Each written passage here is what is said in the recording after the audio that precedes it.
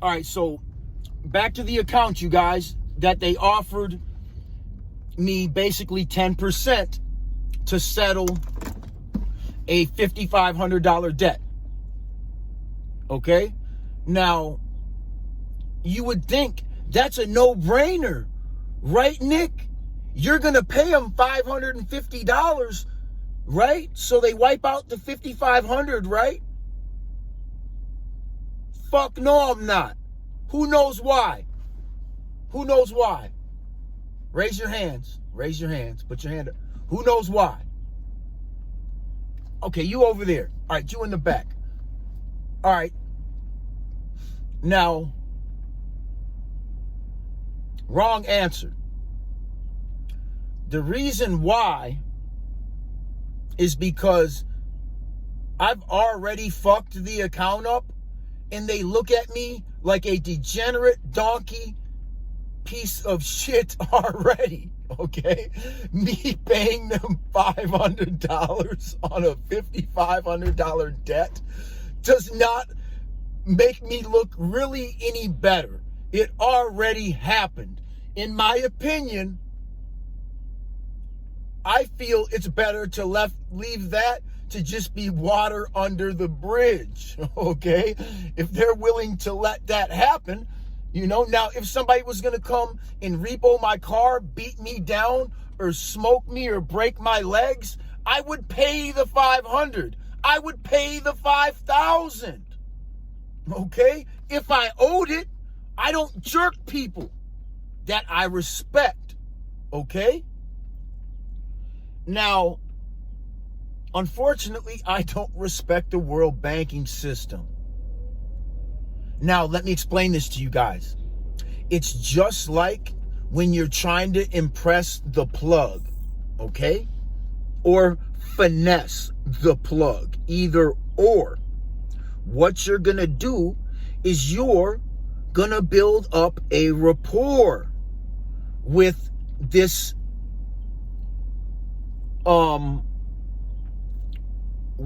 person, okay? You're going to build up trust. You guys are going to be doing business. You're going to be giving this person money. They're going to be making money off of you. Up until the inevitable happens. Somebody gets busted. Somebody goes to jail. Somebody gets killed. Now nobody's paying. So a lot of the money, you guys, in the street also gets written off in large numbers. There's just not a 10% offer to pay it back. It's all or none, with the threat of violence and murder over your motherfucking head. It's a little bit different of a game than the creditors run, okay? But don't get it confused. The creditors are the mob also. They're just soft as fuck. They're just the soft mob. Who would you rather deal with? The street mob or the credit mob? You tell me who you want to come up short on and try and survive that shit. Okay? So, now, sounds too good to be true, right? I agree with you. It worries me that things can be this loose and the world's still supposed to keep doing what it's supposed to do. You guys, if everybody had the mentality of me, the world banking system would go under within a year or two. It would never be able to exist the same ever again. Just like what happened to real estate back in 2006. It was guys with the mind like myself that got an idea, along with crooked loan officers and appraisers that just saw a flaw in the system, a loophole, and exploited it. The result was a total collapse of the housing market all across, I think, the whole world. Maybe just the United States. Not just the United States, probably. Okay? So now the problem is houses were going to foreclosure and a bank would get the house back. They'd go look at the house and the house would be worth $100,000. And they just paid somebody 300 bands for it. And that person that they sold it to never made one single payment. And now they're stuck with a $100,000 house that they just paid $300,000 for. Of $200,000 was a total loss. So can you imagine what's going to happen this time around with the real estate, you guys? Now, what's fucking up real estate now is slightly different. As far as not people taking out all these crazy mortgages and selling these houses for all these inflated prices that they weren't really worth.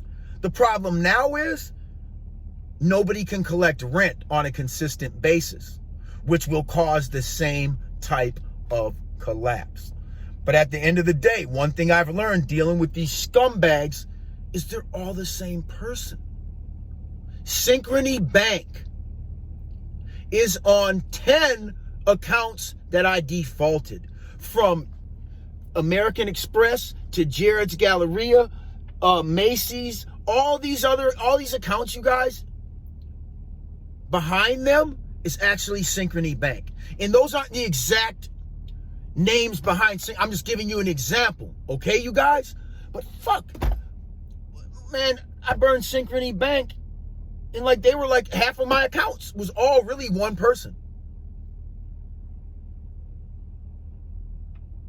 Or one corporation. So even though there's 100 different credit cards you can get, 50 of them are owned by probably Synchrony Bank. Even when it's like a department store, grocery store, fucking jewelry store, it's everything. Every fucking thing. When I defaulted and I started to pay attention to who really I owed money to, it was never really the name on my credit cards. Teaching you guys a whole lot of shit right now. And I don't have a whole lot of time to do it.